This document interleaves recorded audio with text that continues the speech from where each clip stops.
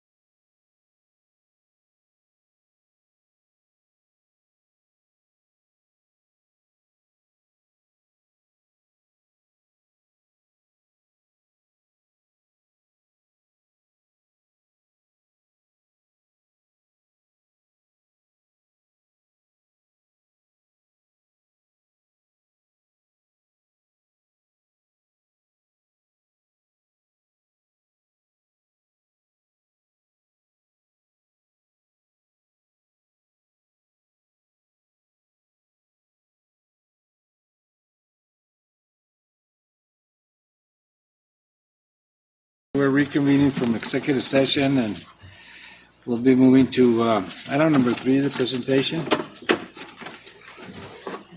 Presentation regarding the city's unfunded PSPRS liability and possible funding options. Mr. Massey? Thank you. I'll turn the floor over to Deputy City Manager John Kissinger, and he'll introduce the individuals we have on the screen. We're going to be presenting some information to City Council as it relates to the PSPRS funding options. Okay. Thank you, John. Yes, Okay, Mr. go Mayor. ahead. We have on the screen Mr. Luis Cordova, Ms. Pat Walker, Michael Vasquez, and they're all our finance team. And then we have Jean in the room here, and they're our finance. Go through the presentation and the projection, the revenue versus expenditure projection, and the analysis on how to deal with the PSPRS problem and prevent council several different options for your consideration. With that, I'll turn it over to Jean. Jean? I'm just going to jump right into Luis's presentation. To Luis? Okay. We have physical copies of everything, so. Sorry. Okay, so on the presentations, you have 2 copies. Your first one that Luis is going to present is the 10-year general fund revenue and expenditures. And then Ms. Walker and Mr. Vasquez will then present on the second one that you got. So you have 2. So the first one looks like this, and then the second one will look like this. Okay? And Luis, are you ready? Yeah, can you hear me okay? Sure can. Hi everyone, it's good to be here today. As a quick introduction, my name is Luis Cordova. I'm Vice President and an economist at Brown's Consulting Group. Our company works with the state and across Arizona management, economic development, policy advising, and forecasting. I actually grew up in Douglas, Arizona, so I'm very aware of Bulldogs. good and issues of that border community space. So I'm very happy to be able to develop a forecasting model for Nogales. And Luis, this is Paul. Sorry to interrupt you, but who knows if the council's going to hold it against you. They hold it against me. Again, I said.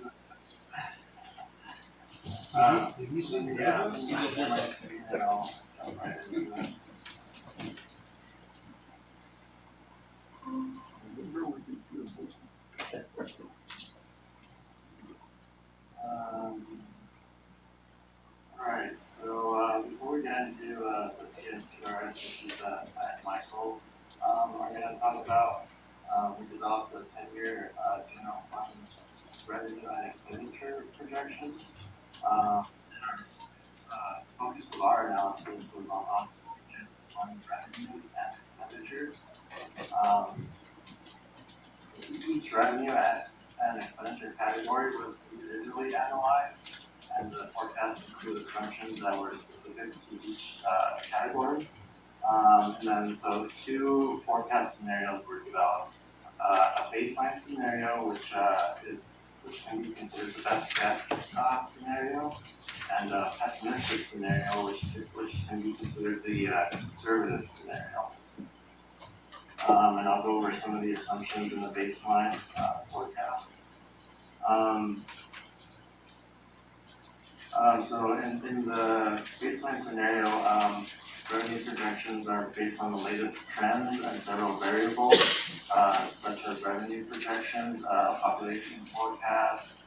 We looked at inflation. We were looking at border crossings. We also looked at the peso exchange rate.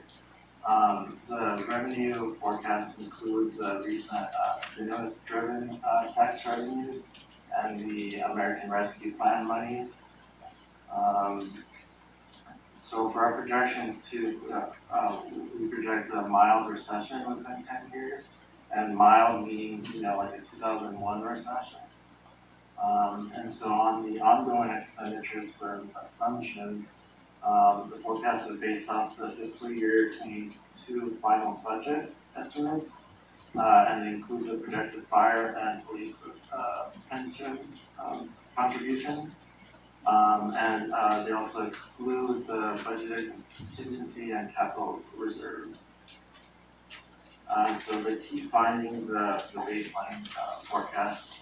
The city's ongoing budget appears to have been properly managed in recent years. There is an imbalance that happens between ongoing revenues and expenditures, but that's only during that mild recession that I just mentioned. But with the city's cumulative positive balance, that should cover that temporary shortfall. But again, this is only with the assumptions of this baseline scenario. And the primary risk is related to uncertainty in the economy and then the policies by the federal government. And then so this table, which is in our report, I don't know if you have that, but that'll be submitted so you can look at it in detail. But here we have the revenues and expenditures forecast by year. So you can see in fiscal year 22, in the revenue is a big increase. And that's, due to that stimulus-driven tax revenues that I was mentioning. And then after that, it pulls back. You'll see in fiscal year 24, there's a decline. But that's because the ARPA monies are gone. So the orange line is the expenditures. You can see that by year as well. And then the green line is the net, which is the revenues minus expenditures. So you want to stay in the black. You can see in fiscal year 27, we go in the red slightly. And again, that's due to that recession. Now for the pessimistic forecast, the assumptions are generally the same as the baseline. The main difference is that this scenario has a more severe recession happening within 10 years. And think of this recession being not like the Great Recession in 2008, but something in between the 2008 and the 2001 recession. The pessimistic forecast also includes the revenues and the expenditures going up at a faster rate due to inflation. So the key findings with the pessimistic is that there is a structural budget imbalance that occurs over multiple years and would require adjustments to either spending or revenues. I'll show that next.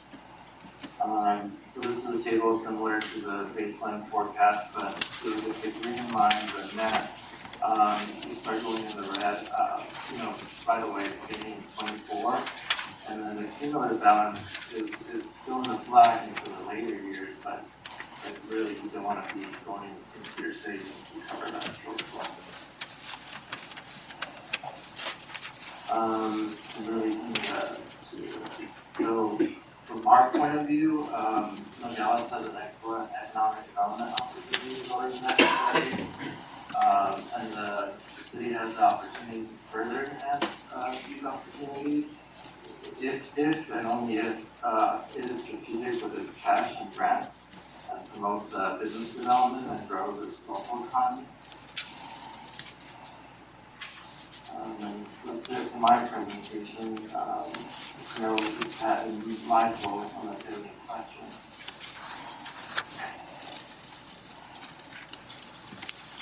Anybody have any questions of these and models?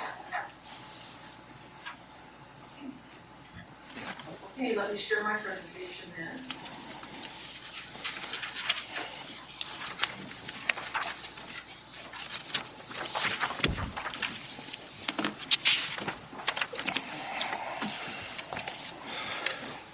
You see it? Not yet, Pat. Oh.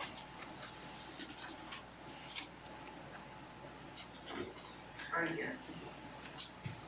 You did the entire screen, right, Louise? I did, yeah, and then I just hit the web browser. Well, the share is grayed out for me. Here, I can probably open yours and try to share it. Let me give you I've sent a revised one, so. Okay, no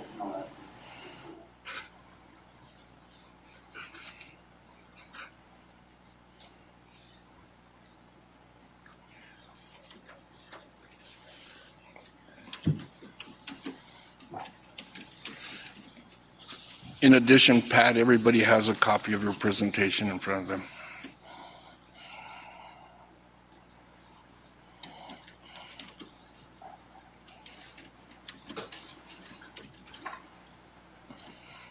Okay, I just sent it to you, Louise.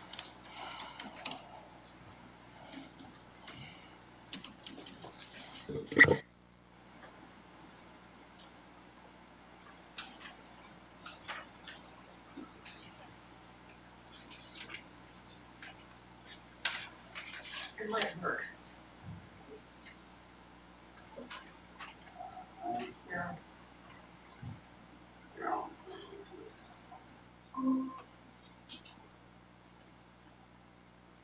Alright, is mine up? Yes.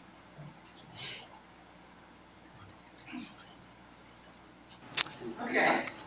If we can, we're gonna be talking about the 10-year forecast that was just presented by Louise. I'm gonna put it into context of why we did this.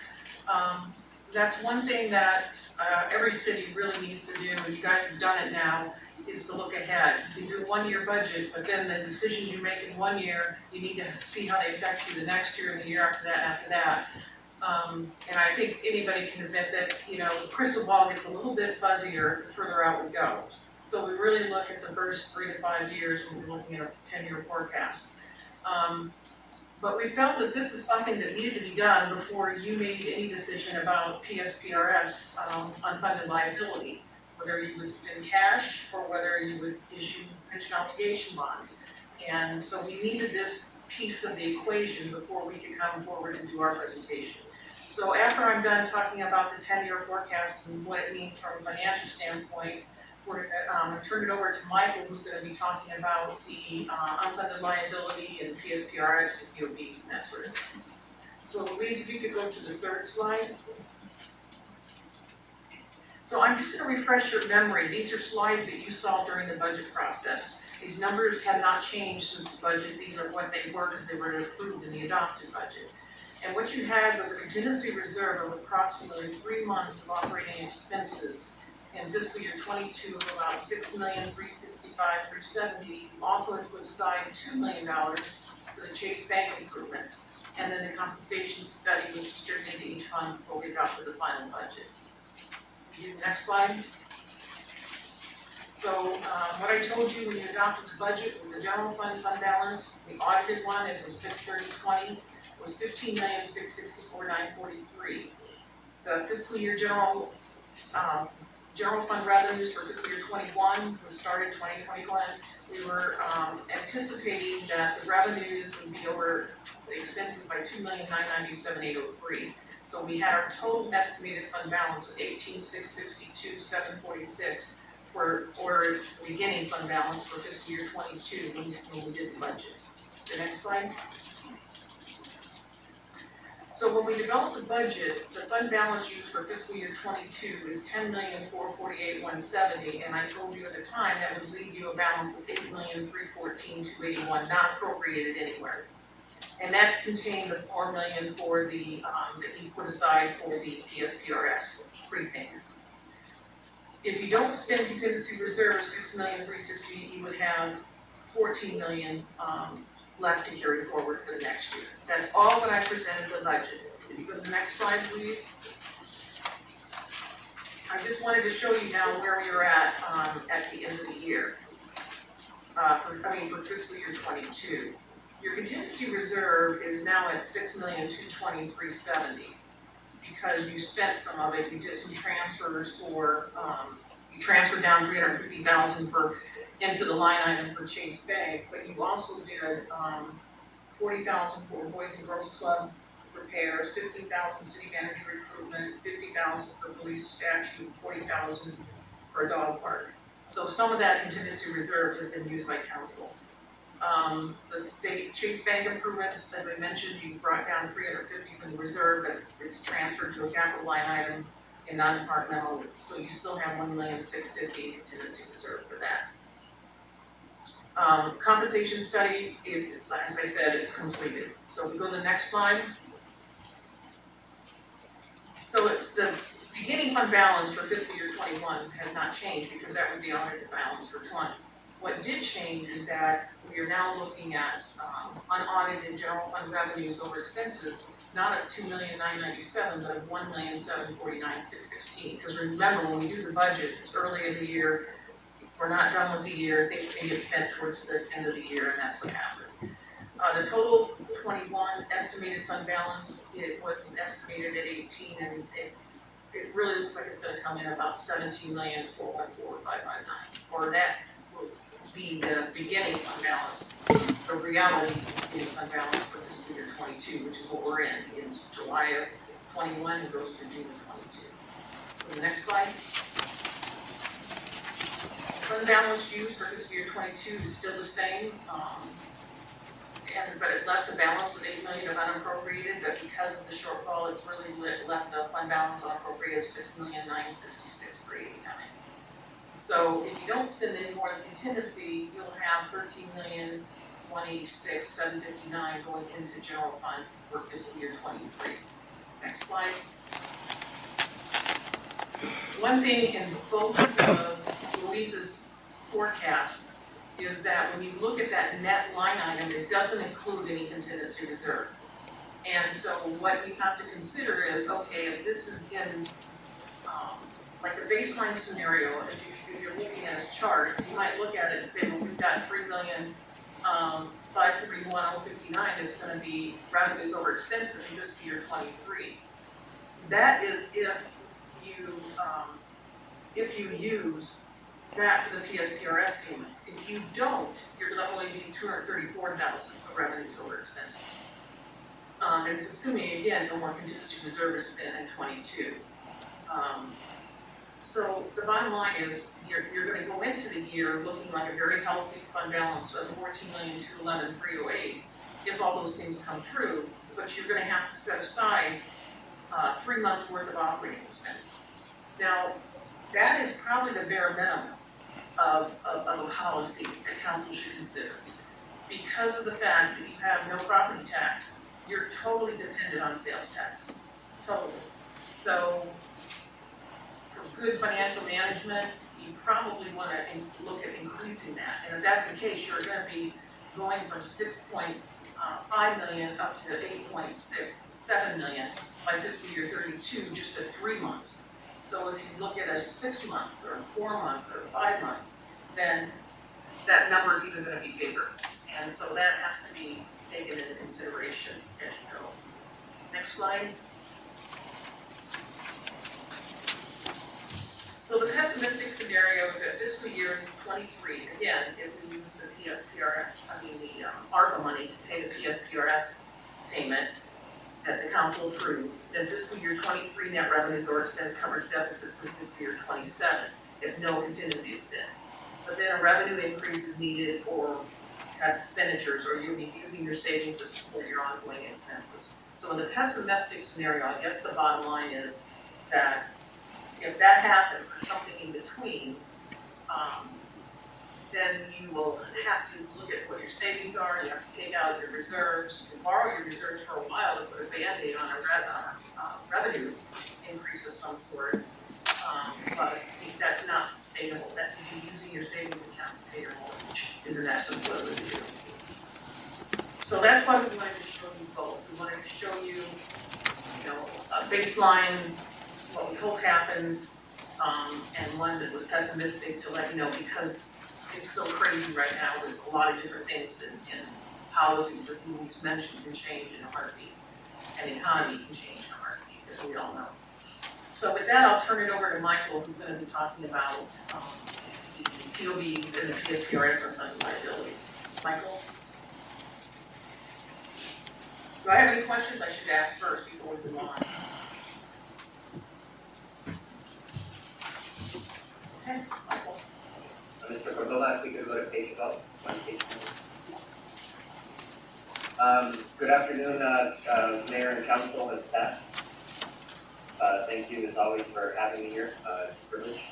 Wanted to cover kind of what Pat and the team went over in its analysis with GovTest, which is in effect an actuary who does, who has a program that allows us to do different scenarios based on your actuarial data.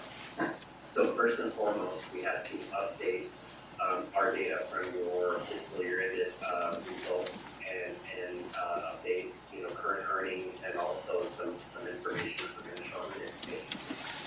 And then we did two main scenarios and subgroups thereof. The first one is contribution scenario. And the only thing that we're assuming here is different upfront funding amounts that the city could make and what that looks like with regards to a return in savings.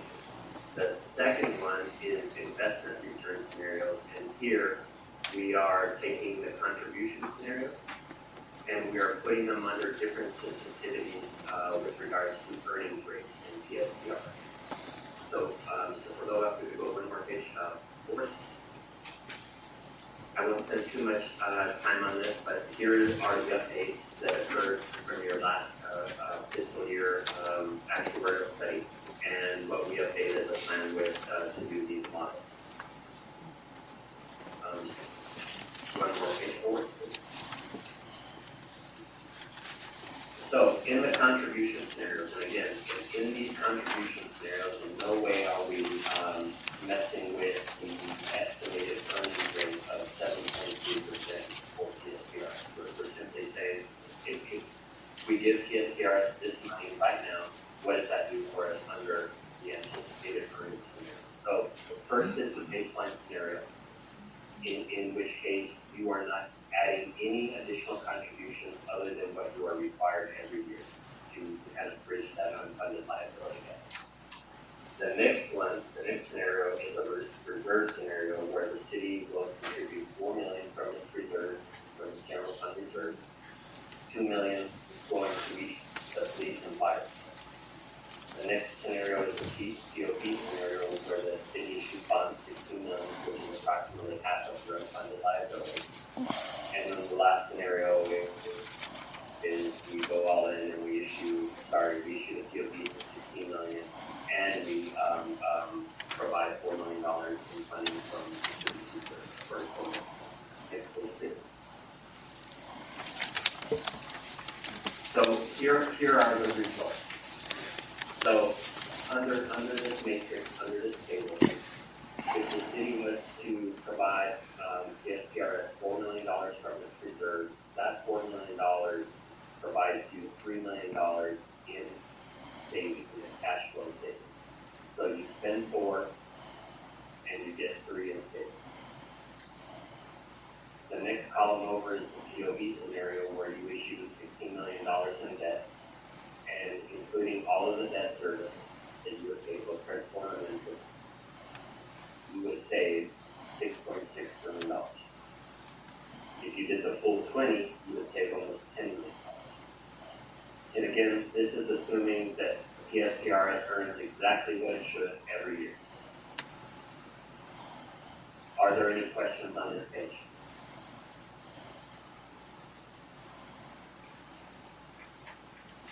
What's the bottom line?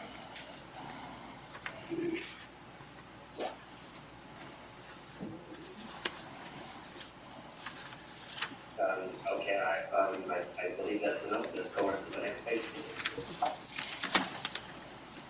Excuse me, Michael? So, Michael, they got a question here. Hold on. yes, sir, go ahead. The amounts on top, the scenario amounts of 4 million, 16 million, 20 million. Those are tied up for how many years, or how does it work? I'm sorry, I'm not hearing. The amounts, Very well. the amounts, the 4 million, 16 million, 20 million, those scenarios are tied up for how long?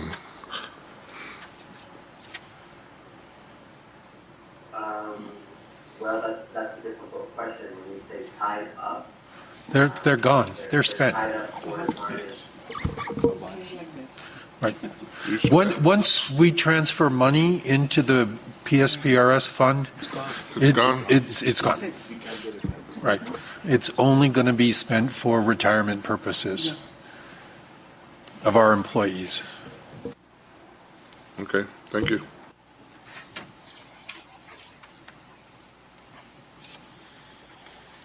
Michael, you didn't, I don't think you explained the average annual cash flow savings to council. I don't know if you want to touch on that line.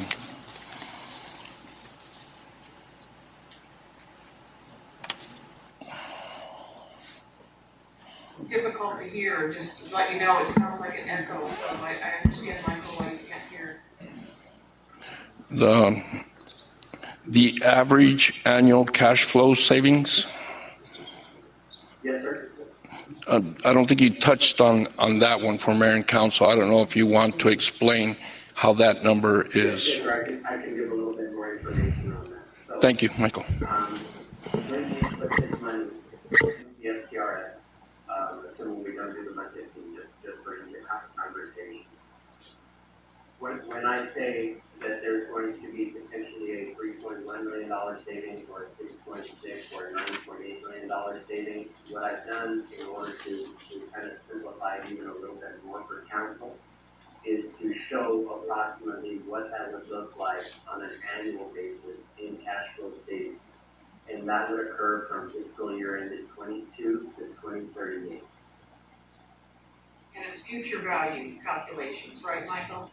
Yes, ma'am, that's accurate. So if you were to, if the SPRS goes to $4 million in reserve and issue $15 million in TLB, you would have an average annual savings of $580 grand if they made all of their expected earnings. Right, and we call it a cash flow, because it's not like money that you're gonna have laying around. It's gonna be overall from now till 2038, when we pay all these things off. It will be a savings in the long run, but not in the short term. Wouldn't that be right, Michael? You don't get that, yes, you don't get that $9.8 million upfront. It's not like an automatic deposit into your savings account of $9.8 million. It's something that you are going to accrue, savings that you will accrue from year to year. And again, if everything goes right and you issued or you gave them a full 20, you would save 588, which eventually would become the 9.8. Does that help explain that, Councilman? Yep. Okay. Thank you, Michael. I have a question. On a yearly basis, so what is the accumulation of the PSRs? What is the accumulation on a yearly basis? Yes, how much do we accumulate or accrue that we owe the PSRs on a yearly basis? So that would be the bottom line, average annual cash flow savings. So depending on which scenarios you did, those would be your annual savings. Okay, thank you.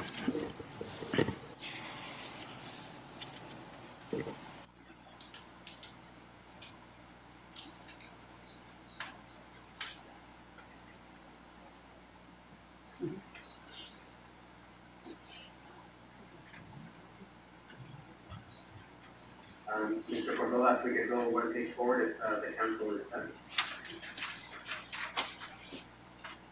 Okay, so here we are going to complicate the scenarios by adjusting the earnings rate. And we're going to have three different scenarios on top of our baseline scenario. So our baseline scenario is what we just reviewed. And that's that assuming that we give them any combination of revenue, the 4, the 16, or the 20. And that they make that 7.3 or 7% for tier 3 for the remainder of the UA. That's our scenario. Then I'm going to throw three scenarios on top of that. The first is scenario B, and PSPRS, once you give them the money, has a negative 10% earnings in the first year. And after that, they earn 7.3 as they should. Thereafter, all the way to 2030. Scenario C is a little bit worse. They get to negative 10% in the first year, and then they only earn 4% thereafter instead of 7.3. Lastly, I wanted to give a scenario that, well, it's a little catastrophic, but the way that I've been talking about it is regards to POBs, I've heard often, finance directors say, well, you know, hey, PSPRS has changed its, risk portfolio, and they are not in a position to take a hit like they did in 2008. Okay, I heard that. Well, this past year, they just earned 25% positive. My point is, in what market do you know, in what casino can you go where you can earn 25%, but you can't lose 25%? I don't know of such a thing. So I wanted to say in scenario D, okay, if you can earn 25%, then you can probably lose 20%. So I say that the first year we lose negative 20%, 0 the year after, and then 7.3 earnings after, just as a stress test to see where that is. Just with one more page. So here we have all of the different scenarios, the matrices from there, and you'll probably want to go back to the prior page and reference to see what the changes were. At the end of the day, even with what I thought was a pretty terrible scenario where we lose a negative 20% the first year, if you look at investment return scenario B, you can see that if we do the full POB and reserve of $20 million, the city would still have a positive cash flow savings of $3 million. So I'll repeat it. Again, even after a big hit up front, in scenario B, the city would still have a positive cash flow of $3 million. In scenario C, which I thought was going to be a little bit better than D, it was actually worse. So taking that hit of a negative 10% and then not having those positive 7.3 earnings compounded thereafter only would save the city $1.8 million if they issued liquidity. Scenario B is, of course, a lot better, where you take that hit up front, but then you get the 7.3 earnings thereafter, and even in that case, the city would still have a cash flow savings of $6.7 million. So I know I'm throwing a lot at you, and there are a lot of different scenarios here. I think the short of it is that one, it will be very harmful in this transaction if the city loses money with either a 115 trust or PSPRS upfront. But so long as that they compound positively after that for a good period of time, this seems to be a transaction that indicates positive gain. Any questions, Mr. Massey, Mr. Kissinger, Mayor, Council? I have a question. You mentioned that You mentioned that this past year we had, I think it was a 23 or 24% return, right? Correct. But if we go back 5 years, if I'm correct me if I'm wrong, I think the average is, I think 8% or 7%. I think the worst we've done is like 5.3. It was 6 or 7%, but let me just add this, council member. So yes, they did earn approximately 24, 25% this past year. The year prior, they earned half of it. That's gross of these. So by the time you take these out, they earn zero. Well, in the past 10 years, the worst that PRS has done is, I think, a 5.3%, if I'm correct. I think if we go back 10 years or something like that. I would have to look that up. I don't have it in front of me. Okay. I thought we presented that. The Yeah. PSPRS had, Clark Partridge had presented up 5 years in his presentation, but if you went back on the slide, Michael, that you had, you went back and looked at 10 years, and I thought it was around 3% is what it averaged, but. So you are correct. It was an older presentation, and I think we had a 30-year, a 20-year, and a 10-year earnings, and the 30 and the 10-year earnings were in the 6% range, and the 20-year earnings was in the 3.5% range.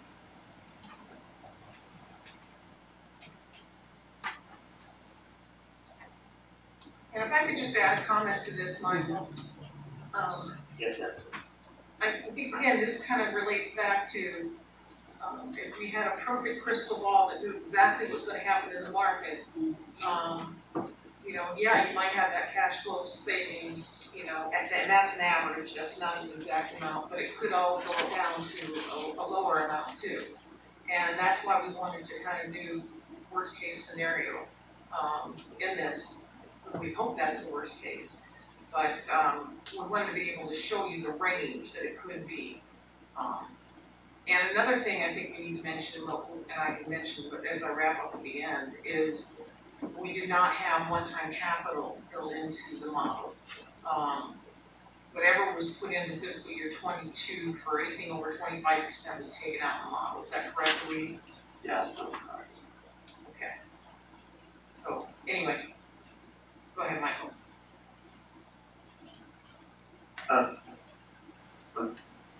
And so just add, on top of what Pat said, so yes, these are some bad scenarios, but they can go worse, and these numbers can go negative. I must be clear about this. This is a bet, and these numbers can go negative.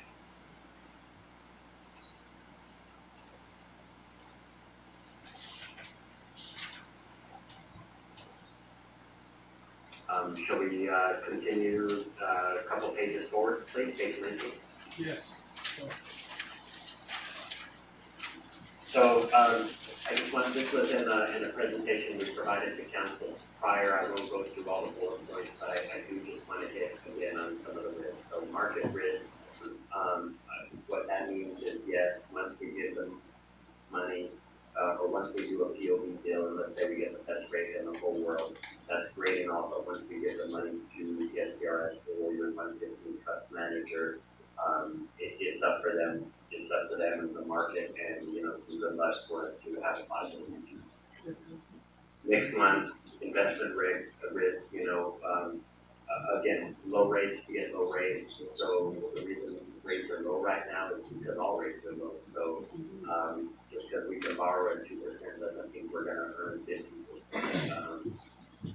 Financial risk. Well, let's say that that PSPRS does not do well with your money, and you still have that unfunded liability. So now you have to pay for your POV debt, and then you still have to pay the difference to the PSPRS. Lastly, political risk. At the end of the day, this is going to be a council decision, and this is one of those things where, you know, council can look like superheroes, or potentially if PSPRS does not do as well with the investments with fund proceeds, then, you know, there is that perception. Next page. So next steps. No matter what council decides to do, whether you decide to just go ahead and sit on this and do nothing, or whether you decide to go all in and fund your total unfunded liability with that, there's risk either.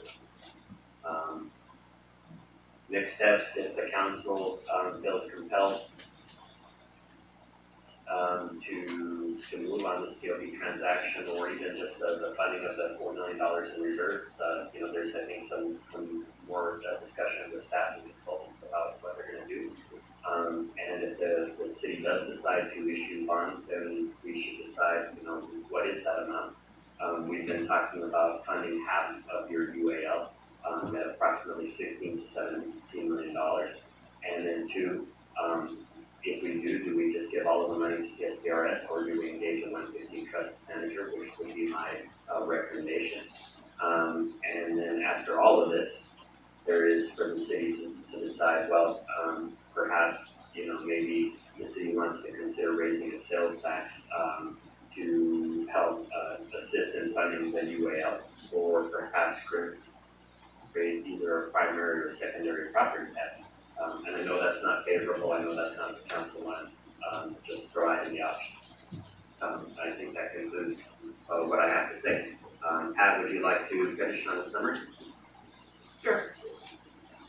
So based on the 10-year projection, and based on the fact that you might have somewhere between the baseline and the pessimistic, it would be my recommendation that you hang on to your $4 million right now, especially if you're going to, well, there's two things to consider. One, that the contingency reserve is going to continue to go up because your operating expenses go up, and that's not built into the model. You also don't have all your capital in there, and things will come up, I'm sure, in the general fund that you will need to pay for. The other thing is that if you do want to increase your contingency reserve to 4 months or 5 months, you can do that by hanging on to your cash. And if you decide at a later time things are going a lot better, and you can, if the 115 trust is opened up, you can donate the 4 million into the 115 trust, and then they can manage that, you know, the 4 million along with the 16 million if you choose the POVs. But it gives you the best flexibility to keep it at this point in time. And to be conservative, the pessimistic approach must be considered, and that's what, you know, Louise and I both are in agreement that, you know, you need to realize that could happen. It truly is a policy decision. That's what's so hard about this, is that it's really a policy decision because we cannot guarantee interest rates. Probably the bonds, and I think Michael would agree, I doubt if we ever see this low rates. So that's why you see a lot of communities taking advantage of it. You're not going in at 100%. You're looking at 50%. You're being reasonable about how much you want to do.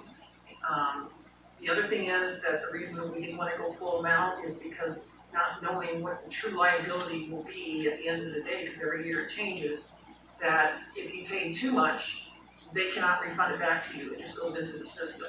So that's the other thing we need to be aware of. But the main thing I think we want to get across is that there's a potential risk in any scenario presented, and that's why it has to be a policy decision.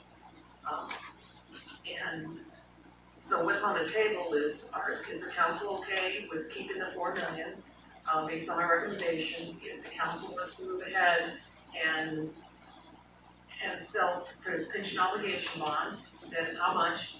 And then are you okay with Michael's recommendation to go with the 115 trust fund? So I think those are the 3 things that are on the table for council to consider.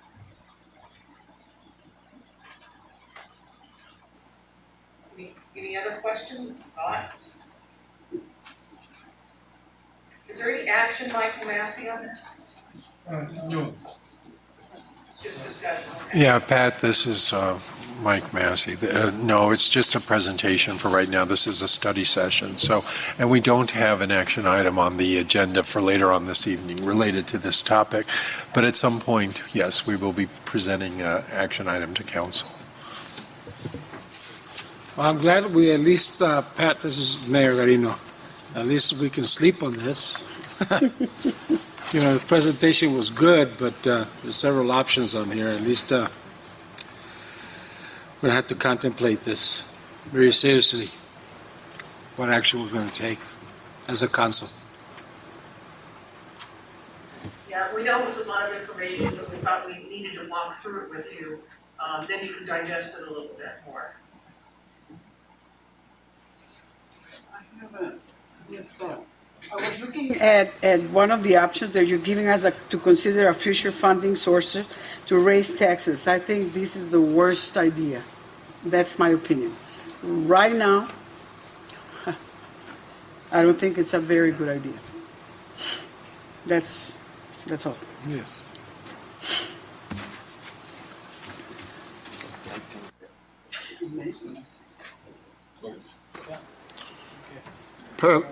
Pat or Michael, you know, is there any way you could, you know, you said it right now, and we're, you know, basically it's a lot of information to digest.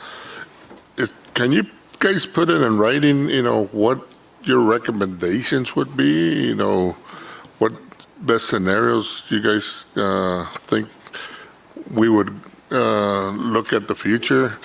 But, you know, what, you know, you guys are the ones that are more knowledgeable on the trust and how we could go with the bonds and all that, you know, what would be your highly recommendation to the council as how to proceed in this? But, you know, can we have it in writing where we, you know, what, even if it's option 1, 2, and 3, but, you know,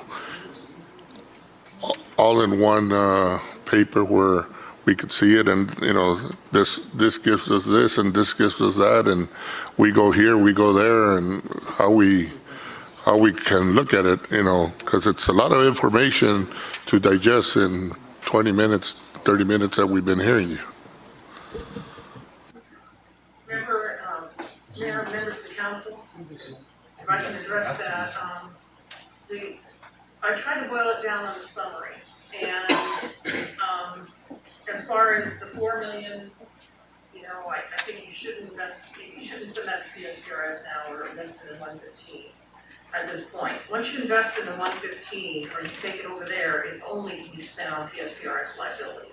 So that's why I'm suggesting you keep the 4 million in contingency reserve. Then the next question is, do you want to sell pension obligation bonds? You're still gonna have an unfunded liability, but you're bringing down the unfunded liability amount from a future value of what you're paying of 69 million down to 63 million.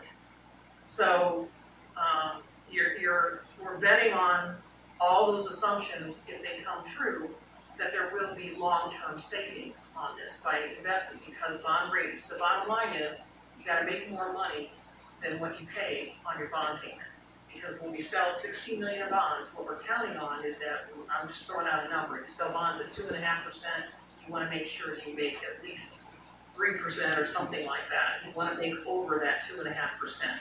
And that's what we're counting on by this, and I know it would be, if you sell less than 10 million, it doesn't make sense to do a bond issue. So that's why we looked at 50%. And thought that was a good number. If you're going to sell pension obligation bonds, that you look at 50% of the unfunded liability, which is 16 million, and then you invest it in a trust. Did I capture that, Michael Vasquez? I believe you did, yes.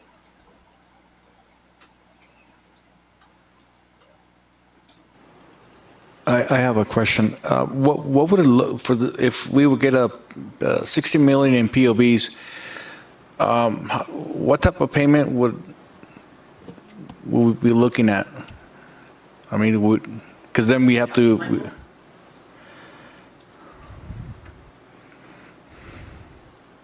Michael, Give me one second. Give me 1 second.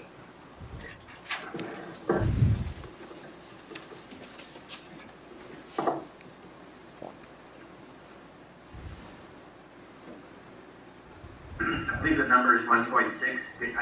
Just go ahead and continue, and I will confirm that in the next 15 seconds.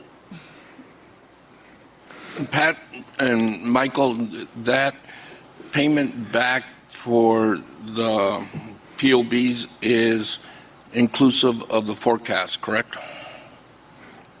It's anticipated in the forecast. Anticipated in the 10-year forecast as expenditure.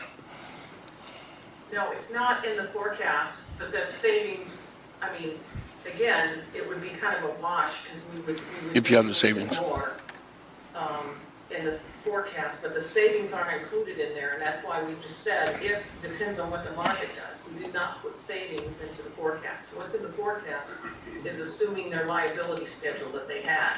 So that would probably go down, but you've got the capital needs, contingency reserve, and all those other factors you have to consider. Was that the question, John?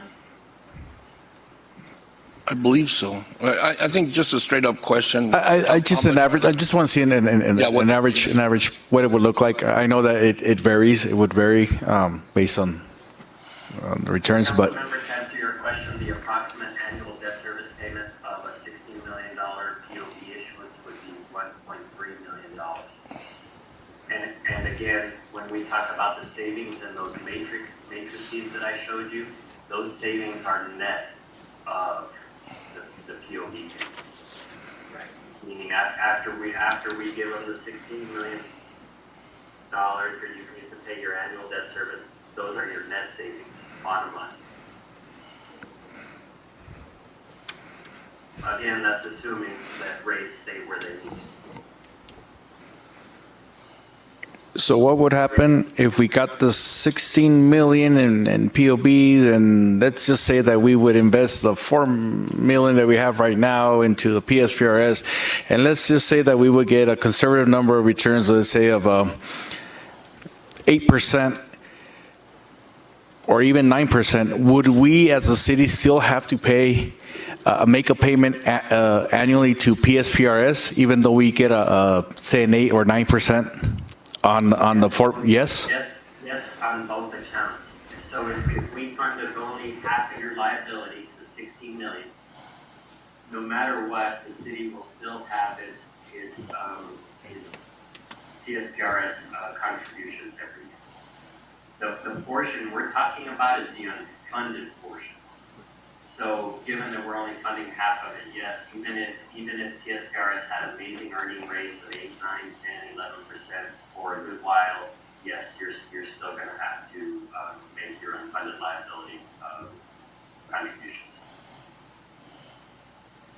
Thank you. You're welcome. Pat, any questions or thoughts on that statement? No, I agree, it's still gonna be there, and again, it's based on their assumptions of what that number will be moving forward to. John? Sure. I think we heard enough. Okay. Yeah. We'll have to come back on this later on and make that decision. Absolutely. Pat, thank you very much, Pat. Thank you, Pat, Michael, and Please, everybody, thank you very much on the presentation. thank you, Mayor. Thank you. Thank you. Motion to adjourn?